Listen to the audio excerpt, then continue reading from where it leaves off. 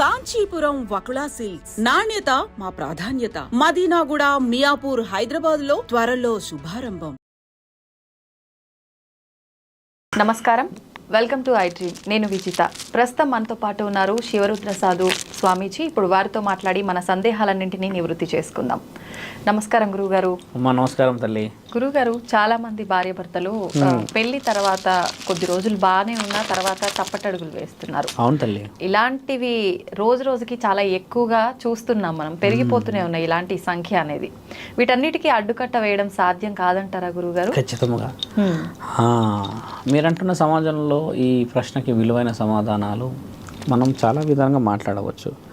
తప్పటడుగులు అంటే మ్యాక్సిమం మాట్లాడేది వాళ్ళ చెడు మార్గం అనేది ఎక్కడి నుంచి మొదలైంది? ఫైనాన్స్. బాగా గమనించి వెళ్తే డబ్బుల గురించి తప్పితే ఏ స్త్రీ తన శరీరాన్ని తీసుకెళ్ళి ఎవరికి ఇవ్వదు. కూటి కోసమే. డబ్బులు అంటే మళ్ళీ లక్షలు సంపాదించేసో లేకపోతే బిల్డింగ్లు కట్టడానికి కాదు, కేవలం కూటి కోసము, కన్న పిల్లల కోసం తప్పితే ఏ స్త్రీ కూడా శరీరానికి అలా వెళ్ళదు.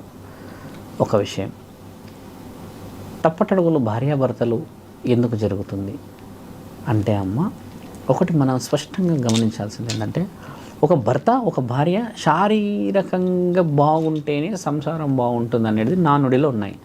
దానికి మన శాస్త్ర గ్రంథాల్లో ఈ అజంతా, ఎల్లోరా శిల్పాలలో అవన్నీ రాసి కూడా ఉంటాయి, చిత్రాలే ఉంటాయి, డైరెక్ట్ శిల్పాలే ఉంటాయి ఏ విధంగా ఉండాలని. దాని విలువ ఎలా చెప్పుకోవాలంటమ్మా, ఇక్కడ తప్పటడుగులు పెళ్ళైనాకనే చేస్తున్నారు అనడం అధర్మమైన ప్రశ్న. ధర్మమైన ప్రశ్న ఏంటంటే అమ్మా, అసలు ఎందుకు చేస్తున్నారు?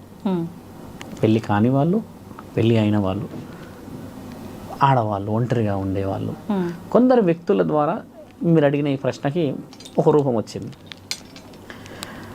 మగవాడు బాగా బానిస దేనికైతున్నాడు ఈ మధ్య అంటమ్మా, తాగడం. తాగిన తర్వాత ఈ సిగరెట్స్, ధూమపానాలు, బిచ్చలవిడితనం. ఒక్కటి నువ్వు బాగా గమనించి చూడమ్మా, ఒక భర్త ఒక భార్య ఒక భర్త ఏం ఆశిస్తాడు తెలుసా అమ్మా? ఒక భర్త గురించి భార్య ఏం ఆలోచిస్తుంది? చాలా సింపుల్గా, నన్ను పట్టించుకోవడం అని అంటే ఏ విధంగా పట్టించుకోవాలి? తిన్నవా, ఉన్నవా, ఇంక ఇంట్లో ఏ విధంగా ఈ చూసే ఏమైనా నెలకి కావాల్సిన వసతులు చూసుకోవడమా, ఈ బాధ్యత చూసుకొని ఇక్కడికి ఒక వారానికో లేకపోతే నెలకు తిరగడం. ఇంతకు మించి ఓ స్త్రీ అయితే ఇంకేం ఆలోచించదు. 7 వారాలు నగలు అడిగేటోళ్ళు ఉన్నారు అమ్మ, ఇప్పట్లో లేరు. 7 రోజుల్లో ఒకరోజు తిప్పమనేటోళ్ళు ఉన్నారు.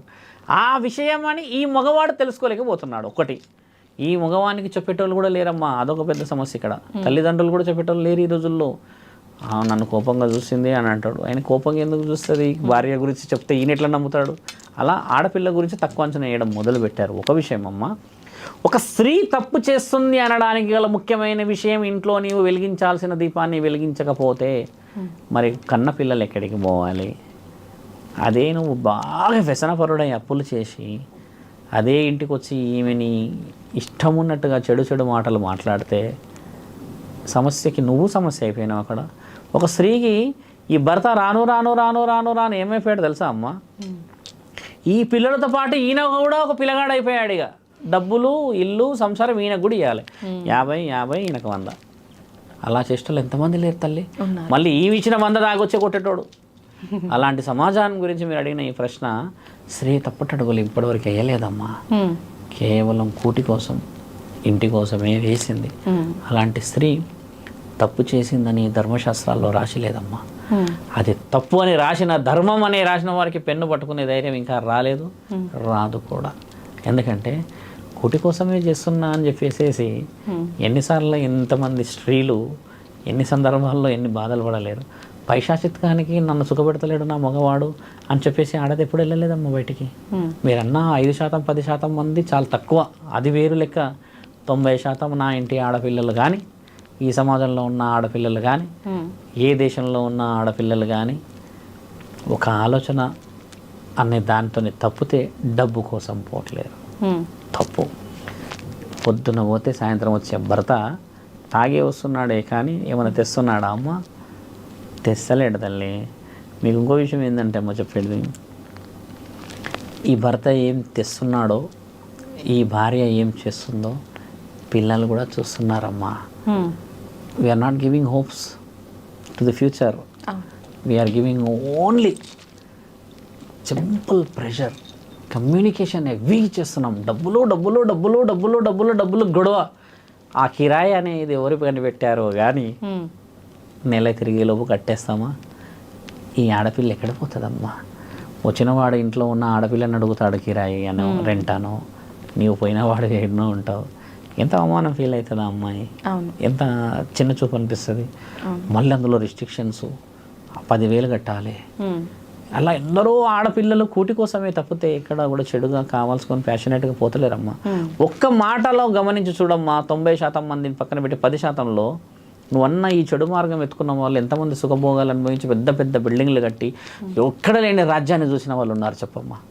ఎక్కడో 2-3 చూసావు కానీ ఈ 95%, 99% నాకు తెలిసి లేరమ్మా.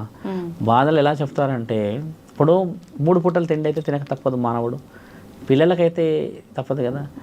ఏ స్త్రీ కూడా ఇంకో విషయం బాగా గమనించాల్సింది, పిల్లలు ఇల్లు ఉన్న స్త్రీ తప్పితే ఒంటరిగా ఉన్న స్త్రీ నువ్వన్న తప్పుడు పని చేయదు. రాసి పెట్టుకోండి, కావాలంటే మళ్ళీ మనం ఎంక్వైరీ చేయవచ్చు. ఎక్కడన్నా పోయి కూర్చొని అడుక్కుంటుంది, తింటుంది. ఎవరో ఒకరు పెట్టరా? పెట్టలేనిది ఆ పిల్లలకే. చూయించాల్సింది ఆ ఇల్లు. నెల తిరగగానే 15-20 ఖర్చా. మరి ఏం చేయాలి ఈ ఇల్లు? అలా చెడుగా పోతున్నావా అన్న సమాజం ఉన్నది, లేదని కాదు. ఇందులోనే వాటన్నింటినీ గెలిచే కష్టపడే తరుణం ఉన్న స్త్రీలు ఉన్నారు ఇక్కడ. మీరు అడిగిన ప్రశ్నకి జవాబు చెప్తున్నా, కూటి కోసమే తప్పితే వాళ్ళు ఎక్కడ శారీరక సంభోగాలకి వెళ్ళట్లేరు. వాళ్ళ యొక్క మానసిక స్థితిగతులు గెలవడానికి వెళ్తున్నారు. ఇంకోటి, ఇదే స్త్రీలు, ఇదే ఆడవాళ్ళు కష్టపడి కూడా సంపాదించి ఇల్లుడు కాపాడుతున్న వాళ్ళు 100ల్లో ఉన్నారు, లక్షల్లో ఉన్నారు, కోట్లల్లో ఉన్నారు మన దగ్గర. అలా కష్టపడే వాళ్ళు కూడా ఉన్నారు కదమ్మా. కాకపోతే ఏ కష్టం చేసినా సమాజంలో వచ్చే ఒకే ఒక్క మాట, ఆడపిల్ల పనికి ఊరికే పోతుందా అన్న ఈ వక్రీకరించిన బుద్ధి చాలా చెడ్డదమ్మా. కష్టపడిన ఆడదానికి నీవు తప్పు చేస్తున్నావు అని చెప్పి ఇంట్లో వాళ్ళే చెప్తున్నారు. నువ్వు బాగా గమనించు, ఇంట్లో వాళ్ళే చెప్తున్నారమ్మా. తప్పు చేసింది, తప్పు చేసింది, తప్పు చేసింది. ఏం తప్పు చేసిందయ్యా? నువ్వు 40,000 సంపాదించావు, ఈమె 40,000 సంపాదించి ఊర్లో నుంచి వచ్చి అదే 40,000 జీతం తెచ్చింది కదా. పనికి పోవద్దంటే మరి నువ్వు 50,000 తెస్తే 60,000 తెస్తే పనికి ఎందుకు పోతుందమ్మా? పోదు కదా. నీ దగ్గర బలహీనత ఉండడం చేత ఆవిడ బలం ఏర్పడిందంటే దాన్ని ఊరంతా సమాజం అంతా చెడు చేస్తుంది. పచ్చ కామర్లోడికి లోకమంతా పచ్చదే. ఒక కామాంధుడికి చీరగట్టిన చెట్టు కూడా కామంతోనే కనబడుతుంది. ఆ సమాజంలో ఉన్నాం ఇక్కడ మనం. చూడగానే చెప్పు తీసుకొని కొట్టే రోజు వస్తే నువ్వు అన్న సమాజం పెళ్ళైనాక ఎందుకు మారుతురు కాదు, ఆడవాళ్ళు చాలా మారిపోయారు గురువు గారు అడగాలి మీరు. అది లేదమ్మా ఇక్కడ. బలహీనతలో అంటే ఇల్లు గెలవాలి మొదట. భర్త ముఖ్యమైన పాత్ర తల్లి ఇక్కడ. మగవాడు చాలా ముఖ్యమైన ఆడపిల్ల విషయంలో మగవాడు చాలా ముఖ్యమైన పాత్ర. అడుగు బయట పెట్టని అని నేను చూసుకుంటా, నువ్వు ఏలైనా కానీ రాళ్ళు కొట్టొస్తా, కూలీ చేసి వస్తానంటే ఆ ఆడపిల్ల ఇల్లు ఎంత స్వర్గం కాదమ్మా. అలా లేదు ఇక్కడ. మీ నాన్నిచ్చాడా, మీ అయ్యి ఇచ్చాడా, ఎన్ని గొడవలు కావు తల్లి. కట్నం గురించి ఎవరి కట్నం గురించి ఎవరు ఆశపడాలమ్మా? మనం కష్టపడే దాని మీదే మనకు హక్కు లేని సమాజంలో ఎవరో తల్లిదండ్రి ఎన్ని చెమటలు కార్చుండొచ్చు. దాని మీద ఆశపడి నువ్వు కాలు మీద కాలేసుకొని తింటూ ఉంటే అన్నం అరుగుతుంది కానీ ఇక్కడున్న మైండ్ తిరుగుతుంది ఆ తల్లి. అది తిరిగిన రోజు నువ్వు మొగాడివి అవుతావు. అది తిరుగుతున్నప్పుడు నీ ఇల్లు సంసారం అవుతుంది. అది తెలుసుకోనన్ని రోజులు నీవన్న కూటి కోసం మనమన్న ఈ సమాజం పరిగెడుతూనే ఉంటుందమ్మా. దాన్ని ఆపాలి అని అంటే తరాలు మారాలి, పరమాత్ముడు రావాలి. ఎన్ని మరణాలు అయితే లేవు, అయినా మారుతున్నామా? తినే తిండి ఏమో అట్టిపండు తినకూడదు చనిపోయాడంట. అట్టిపండే ఇన్ని చేస్తున్నా మారతలేమంటే ఎన్ని హింట్లు ఇస్తున్నాడు దేవుడు. మంచితనం రావాలమ్మా, మార్పు మొదలవ్వాలి, మార్పు రావాలి, సమాజం బాగుపడాలి, ఆడపిల్లలు కాపాడబడాలి. పాపం ఏడుస్తూ ఉంటే బాధ అవుతుంది. ఆడపిల్లలు వచ్చి ఇలా ఉంది అలా ఉంది, ఏం చేస్తున్నాడు, ఏం చేస్తలేడు, తాగొస్తాడు స్వామి, ఓ ఆయన అలా ఉంటాడు. ఎందుకమ్మా మరి చూసేటప్పుడు పెళ్లి చేసుకోలేమంటే ఆయనకి నేను పెళ్లి చేసుకునేప్పుడు పెద్ద ఉద్యోగం ఉండే స్వామి అంటారు. మళ్ళీ ఈవిడ మీద దరిద్రం పెడతారు. నేను అడుగు పెట్టగానే అంటే వీళ్ళు నాశనం అయిందట, 7 వారాల రాజు అయిన అన్నట్టు చెప్తారు. అబద్ధం అలా చెప్పకూడదు. నీలో ఉన్న ఆ బలహీనతని అవతల వ్యక్తి మీద తోయొద్దు. కష్టపడితే రాదా తల్లి? ఆడ నించొని నువ్వు రోడ్డు పైన నించొని ఏది చిన్న వ్యాపారం పెట్టినా నడవదా అమ్మ? ఎలాంటిది వెంకటేశ్వర స్వామికి తప్పలేదు అప్పు అడుక్కోవడం. మానవులం మనం ఎంత సాధించి కొండెక్కలేడా నా తండ్రి, ఈరోజు కడతలేమా కోట్లు వెళ్ళి వెంకటేశ్వర స్వామికి. భగవంతులకే తప్పలేదు తల్లి, మన మానవులం ఎంత కష్టపడకపోతే వస్తుందా. నిన్ను నమ్మిన స్త్రీని బాగుపరచకపోయినా పర్లేదు, బాగా చూసుకుంటే చాలు. ఇక్కడ బొట్టు పెట్టి ఊరంతా చూపించుకుంటుంది నా పరమాత్ముడు నా మొగుడు అని. ఆ బొట్టును చెరిపేసే ధైర్యం ఎలా ఉంటుందమ్మా? చెరపకూడదు. అది సుఖభోగాలు సౌభాగ్యం ఇవన్నీ పరమాత్ముడు రాశాడు. ఆడపిల్లని నోట్లో బట్టలు పెట్టేసి కుక్కేసి కొట్టి చంపుతున్న సమాజంలో ఉన్న మనము ఒక్క ఈ రక్తపు మాంసం ముద్దకు బాధ కాదా అమ్మా? ఎక్కడి నుంచి ఉంది సమాజం? మగవాడి పొరపాటు చాలా చాలా చాలా వక్రీకరించి వెళ్ళాలి ఇందులో. గురుగారు, ఇంట్లో ఎవరైనా చనిపోయినప్పుడు మహిళలు ఆ ఇంట్లో ఎటువంటి కార్యక్రమాలు చేయాల్సి ఉంటుంది?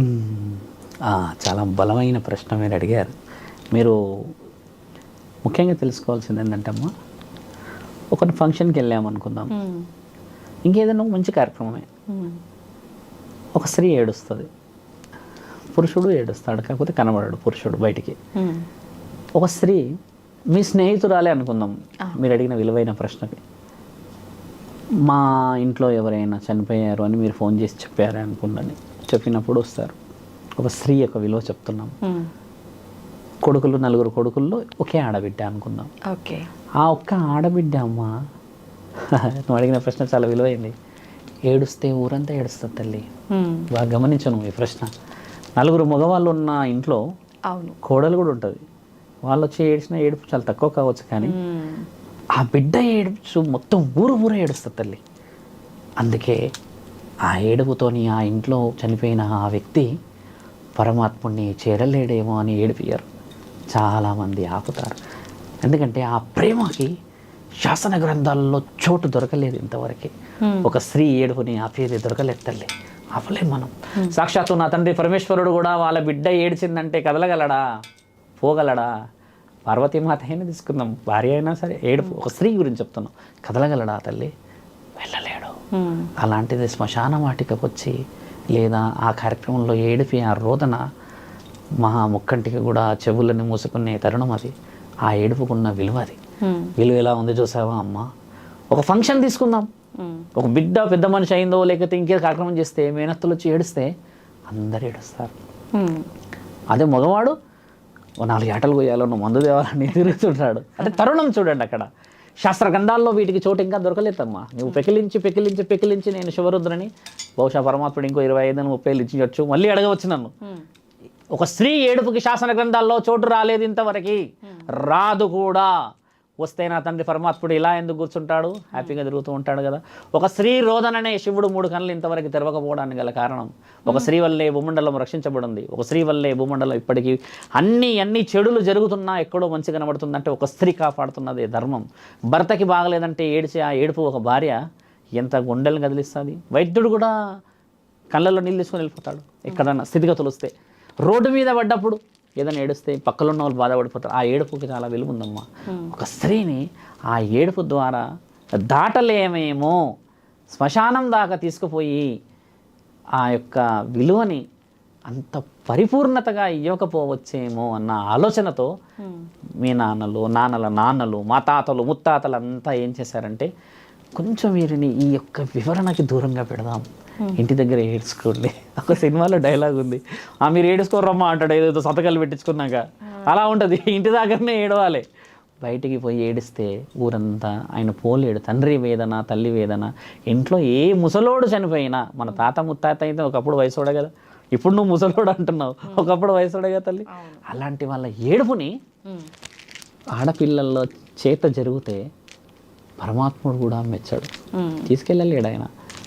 సావు అనేది ఎలా వెళ్తారు తెలుసా అమ్మ? మన హిందూ సంప్రదాయంలో పట్టు వస్త్రాలతో, ఇక్కడ వెండి బిళ్ళలు పెడతారు, ఇంకేదైనా కడతారు, పట్టు వస్త్రాలు ఇస్తారు, ఇంకేదో అలంకరించేసి ఎందుకు తీసుకెళ్తారంటే ఆయన వెళ్తుంది శివుడి దగ్గరికి అని అలంకరణ. అందుకే మన శాసన గ్రంథాల్లో కళల్లో చావు వస్తే చాలా చాలా శుభ సూచకం అంటారు. ఎందుకంటే శివుడి దగ్గరికి వెళ్తుండ ఆయన, అలంకరించుకొని శివుడి దగ్గరికి వెళ్తున్నాడని మంచిది. అలా ఉండే ఆ తరుణమే ఈ యొక్క నువ్వన్న చావు, ఏడుపులు, శ్మశానం, తర్వాత ఆ వైకుంఠధామం అనే విషయ వివరణలో స్త్రీని రానియదు. ఏడుపు కోసమే రానియరు. బాగా గుర్తుపెట్టుకోండి. ఒక స్త్రీతత్వం, ఒక మనిషిని కదిలించే తత్వం ఈ రోజుల్లో లేకపోవచ్చేమ్మా నువ్వు అన్నట్టు ఏడుపులు అలాంటివి, కానీ స్త్రీ మాత్రం ఏడుస్తుంది. నువ్వు ఏ లోకంలో తీసుకో అమ్మా, పాలస్తీనాలు ఎంతమంది చనిపోయారా, ఇక్కడ మొబైల్లో చూసి ఏడ్చిన వాళ్ళు ఎంతమంది లేరు. అందులో చూడండి, ఆ వీడియోస్ కూడా వచ్చాయి మళ్ళీ. ఇక్కడ ఎక్కడో పాలస్తీనా మనం కన్నామా, మన మన మన మన చరిత్ర కాదుగా. మరి ఎందుకు? ఒక స్త్రీకి ఉన్న ఆ యొక్క నరం ఎంతటి బలమైందంటే అమ్మా, ఒక్కసారి వదిలితే ఆ బాణం ఏ లోకాన్నైనా మార్చచ్చు. అందుకనమ్మా వేర్ బోర్న్ విత్ ఎమోషన్స్. అందుకని నువ్వు అన్న ఆ స్త్రీ ధర్మంలో ముఖ్యమైనది ఏంటంటే అమ్మా, ఒక స్త్రీ ఏడుపు చాలా చాలా చాలా పవిత్రమైనది. అందుకని ఊరంతా ఆ యొక్క ఏడుపుకే వత్తాసు పలుకుతారు. మగవాడు కూడా ఏడ్చేస్తాడు తల్లి. అంత కర్కాశంగా ఉన్న మగవాళ్ళు కూడా ఏడ్చేస్తారు ఆ స్త్రీ ఏడిపిని. ఎన్ని జ్ఞాపకాలు చెప్తుంది అప్పుడు ఏడ్చినప్పుడు. ఆ తరుణమే చాలా గొప్పది. కాబట్టి అందుకని రాని తప్పితే ఈవిడ వస్తే అరిష్టమో దరిద్రమో కాదు. మన ప్రేమని అంత స్పష్టంగా చెప్పి ఏడుస్తుంటే మనం కదలలేముగా తల్లి. అలాంటి సందర్భం చాలా చాలా గొప్పది. బహుశా చాలా తక్కువ శాతంగా ఈ విషయాలు మాట్లాడతారు. మీరు ఇది చెప్పడం కూడా గొప్ప కార్యక్రమం. చాలామంది ఏడుస్తారమ్మా. మేము ముస్లిం సాగు కూడా ఈ మధ్య కాలంలో వెళ్ళాము. ఒక రోదనమ్మా ఏడుపు ఆడవాళ్ళది. మగవాళ్ళు ఇట్లా నిలబడతారు ఇక వీరుల్లాగా ఏడుపోతాని, వాళ్ళకి లోపల ఉంటుంది ఏడుపు. ఓకే, గురువుగారు ఆడవాళ్ళని చాలా వరకు శ్మశానం దాకా రానివ్వరు. ఇది ఇప్పుడు మీరు చెప్పిందే రీజనా? అదే రీజన్. మరి చాలా మంది ఈ మధ్య కాలంలో కొడుకులు లేని వాళ్ళు ఆడవాళ్ళే తలగురువి పెడుతున్నారు, వాళ్ళ కూతుర్లు. అలా కూడా చెప్పొచ్చు. అలా పెట్టొచ్చు. తలగురువికి శ్మశాన వాటికి సంబంధం లేదు. ఇక అది ఆడవాళ్ళు తలగురువి పెట్టడం తప్పేం లేదు. తప్పేం లేదు. ఇప్పుడు చూడమ్మా, చాలా సందర్భాలు మనం ఇంకోటి గమనించి ఏం చూస్తామంటే, ఆడపిల్లలు 2 ఉంటారు 3 ఉంటారు ఇంట్లో కొరివి పెట్టడానికి కానీ, అంటే తల కొరివి అంటాం మనము. అయితే ఈ తల కొరివి పెట్టేది ఏంటంటే అమ్మ కొడుకులే ఎక్కువ శాతంగా. రుణ బాధ్యతలు ఉంటేనే పరమాత్ముడు కొడుకునిస్తాడు తల్లి. ఇది చాలా ముఖ్యంగా తెలుసుకోవాలి. తల కొరివి కొడుకు పెట్టడానికి గల ముఖ్యమైన కారణం రుణ బాధ్యతలు. భగవంతుడికి సంబంధించిన కార్యక్రమాల్లో నీ చేత గుడి కట్టించబడి ఒక సమాజాన్ని బాగుపరచాలని ఒకటి, లేదా తీరని నష్టం జరిగిన ఆ వంశాన్ని కాపాడడానికి నీ వల్ల జరిగిన పొరపాటు వల్ల నీవు మళ్ళీ పుట్టాలని, లేకపోతే ఇంకేదైనా బలమైన కార్యక్రమాలు అవి దైవాంశ సంబోధుల చేత ఇచ్చిన ఒక మహత్కరమైన సంఘటనలకు మాత్రమే కొడుకులు పుడతారు అనేది నానుడిలో ఉంది. ఒక ఆడపిల్లలు లేని తండ్రికి మరి నరకం పుణ్యం మళ్ళీ పునర్జన్మ ఉండదా గురువు గారు అనవచ్చు మీరు. అలా ఉండదు. ఆ ఆడపిల్లల్ని కన్నా ఆ రాజు మహారాజు కాబట్టి ఆయనకి పుణ్యంతో సంబంధం ఉండదు. మరో జన్మ మళ్ళీ వాళ్ళనే కనడానికి పుడతాడు. ఎవరైతే కొడుకులను కానీ ఎవరైతే తండ్రి ఉంటాడో వీళ్ళ చేత బాధ్యతల కోసం ఉంటాడు. మేమే ఉన్నాము. మా తండ్రి అమ్మ గత 35 ఏళ్ళ నుంచి భిక్షాటన చేస్తున్నాడు. మీకు తెలుసా అమ్మ? మా తండ్రి ఎక్కడున్నాడో మాకు తెలియదు ఇప్పటికీ. శివరుద్ర అంటే నా పేరు కదా. మా నాన్న ఎక్కడున్నాడో నాకు తెలియదమ్మా. భిక్షాటనే చేస్తూ ఉన్నాడు. మా అమ్మ పుట్టినప్పుడు నా పేరు నరేష్ అని పెట్టుకొని, తర్వాత శివభక్తుడు వీడు కాకూడదు, వీడి జాతకంలో శివుడి పేరు వచ్చింది అని పెట్టలేదు. కోపంగా పెట్టొద్దు అని అందరూ వారించేసి పెట్టనీయలేరు. గత 13 సంవత్సరాల నుంచి నేను ఇలానే జరుగుతున్నా. ఇప్పుడు మా అమ్మ సందర్భం వచ్చినప్పుడల్లా ఏడుస్తుంది. శివుడి పేరే పెట్టనీయవాడు, శివుడే సర్వం అనే త్రిశూలం పట్టుకొని తిరుగుతుండని ఏడుస్తుంటుంది. ఎప్పుడు ఏడుస్తూనే ఉంటుంది. మా నాన్న ఎక్కడ ఉన్నాడో మాకు తెలియదు, కానీ మా నాన్న రుణం తీర్చుకున్న బాధ్యత నాకున్నది. భిక్షాటనకి వెళ్ళాడు మా నాన్న. 1-2 సార్లు కనబడ్డాడు నాకు. భిక్షాటనకి వెళ్ళాడు, నన్ను కలవలేడు. నా పెద్ద కొడుకు పుట్టినప్పుడు కనబడ్డాడు నాకు, అది కూడా నాకు కనబడలేడు. మా నాన్న ఇలా వచ్చి వెళ్ళాడు, 3వ రోజు పుట్టిండు వీడు. మా అక్క చెప్పింది, నాన్న వచ్చిండు, నేను వెళ్ళిపోయాడు. తర్వాత పరమాత్ముడితో మాట్లాడి ఎన్నో సందర్భాలు ఆ రహస్యాన్ని కళ్ళల్లో పెట్టి చూసి పుట్టిన ఈ జన్మ రహస్యం ఏంది అని వెనక్కి వెళ్ళి చూస్తే రుణంలో ఉన్నారు. మేము రుణంలో ఉన్నాం. నాకు 2 కొడుకులు, ఇద్దరం రుణంలో ఉన్నందుకు పుట్టించాడు. నా తండ్రి నన్ను వదిలిపెట్టి వెళ్ళాడంటే ఏ పెద్ద బాధ్యతని నా మీద పడనీయకుండా తీసుకొని వెళ్ళిపోయాడు భిక్షాటనకి. మా అమ్మ ఇప్పటికీ గర్వంగానే చెప్తుంది, మీ నాన్న లేకుండా మిమ్మల్ని పెంచాము అని. అంటే దాని ఉద్దేశం ఏంటంటే అమ్మ, పరమాత్ముడు మమ్మల్ని పెంచాడు. అక్కడ ఏంటంటే రుణంలో మేము ఉండిపోయాం. మా నాన్న భిక్షాటన చేసుకున్నాడు. స్త్రీకి ఎప్పుడు కూడా ఎక్కడ అది లేదు. నాకు కూడా స్త్రీ పైన వ్యామోహం ఉండదమ్మా. అమ్మ అనే మాట్లాడతా, తల్లి అని మాట్లాడతా, ఎవరితో మాట్లాడినా. అంతకు మించి నేను ఇంతవరకు ఒక స్త్రీని పేరు పెట్టి పిలవలే అమ్మ. నేను నా అర్ధాంగితో తప్పితే ఎవరితో కూడా ఒక సన్నిహిత్యం ఉన్న సంఘటన పెకిలిచ్చి చూసినా లేదమ్మా. నేను ఎప్పుడు అలా మాట్లాడా. అది ఎన్నో వచ్చింది అని అంటే అమ్మా, మా నాన్న వెళ్ళిపోయాడు కదా, ఆ తరుణం రుణం. అదే ఇప్పుడు నాకు విషయ వివరణలకు వెళ్ళేసి మా నాన్న అలా వెళ్ళడే ఇలా అని అనుకోని చెడు కూడా చెప్పవచ్చు. ఈ తరుణం రుణ బాధ్యతలు అలా ఉంటాయి తల్లి. ఆడపిల్లలు పుట్టిన తండ్రి మహారాజే, బాగా గుర్తుపెట్టుకో. ఆయనకి మహారాజుకి మళ్ళీ అదే రాజ్యంలో పుట్టాల్సిన అవసరం లేదు, అడవిలో ఉన్న మహారాజే తల్లి. కాబట్టి ఏంటంటే రుణ బాధ్యతలు చాలా ముఖ్యమైనవి. ఈ సందర్భం వచ్చినందుకు మా నాన్నని నాకు తెలిసి సుమారు ఎన్నో రోజులే గుర్తు చేసుకోక తరుణం మారింది, నేను తండ్రి అయిపోయా. కాబట్టి విషయ వివరణ డీప్గా పోతే ఈరోజు మా నాన్న గుర్తుకొచ్చాడు. కాబట్టి ఏంటంటే ఆయన ఒక కార్యక్రమంలో వెళ్ళాడు, అందుకని వాళ్ళ నాన్న ఏ బాధ్యతతో ఆయన అన్నాడు, రుణం అనేది ఉండిపోయింది. శివరుద్ర అన్న పేరు అంత సులభంగా సంపాదించేది కాదమ్మా. కాళ్ళకి చెప్పులు లేకుండా ఎన్ని ముళ్ళులు గుచ్చుకొని ఎన్ని జ్ఞానాలు సంపాదించి దానికి ఎన్ని గుడిల చుట్టూ కూడి ఉండొచ్చు. గుడిల దగ్గర భిక్షాటన కూర్చుంటే ఒక భిక్షాటకుడు లాగే చూస్తుంది సమాజమే, కానీ ఒక సాధువులాగా చూడదు తల్లి. విద్య అనేది చెప్పుతేనే తెలుస్తుంది. ఎన్ని విద్యలు సంపాదించి నువ్వు ఇలా కూర్చుంటే మర్ర చెట్టు కింద తెలుస్తుందా? శాసన గ్రంథాల్లో నాలుకకున్న శక్తి ఏ శక్తికి రాదమ్మా అంటాం. పరమాత్ముడు కూడా గ్రంథాలు రాశాడు శివుడు. మీకు తెలుసా అమ్మ, శివుడి గ్రంథాలు చదివి మానవుడు పుట్టలేడు. ఇంకా శివుడు కూడా గ్రంథాలు రాశాడు. మన దగ్గర శివపురాణంలో రాసింది. అందరు గ్రంథాలు చదివాం కానీ శివుడు గ్రంథాలు చదవలేదు ఇంతవరకు మనం. పొతులూరి వీరబ్రహ్మేంద్ర స్వామి మాత్రమే చదివాడు, ఆయన కొన్ని రాశాడు. అలాగా కొడుకులు ఉండే కుటుంబం అంతా రుణంలో ఉన్నది తల్లి. అందుకని ఆడపిల్లలు పుట్టిన ఆ తండ్రి మహారాజు, ఆ తల్లి నిజంగా మహారాణి. వచ్చే జన్మలో కూడా పండంటి జీవితాలు చూస్తారు వాళ్ళు. ఈ జన్మే కాదమ్మా కష్టం, వచ్చే జన్మ సుఖం. ఈ జన్మలో కష్టపడింది సుఖపడింది, వచ్చే జన్మలో నీకు మంచి చెడు ఎలా తెలుస్తాయి? కోమలత్వం. ఏ స్త్రీకి వంట నేర్పారు, బాగా గుర్తుపెట్టుకుంటు నేర్పిస్తారా? ఆవిడ ట్రై చేస్తుంది, ఇక ట్రై చేసి ఒక రోజు తెస్తుంది హైదరాబాద్ దమ్ బిర్యానీ. మగవాడు చేయలేడు, వాడు జీవితాలతో ట్రై చేయాలి. శాసన గ్రంథాల్లో ఆడపిల్లలకు ఉన్న విలువ చాలా ముఖ్యమైనది తల్లి.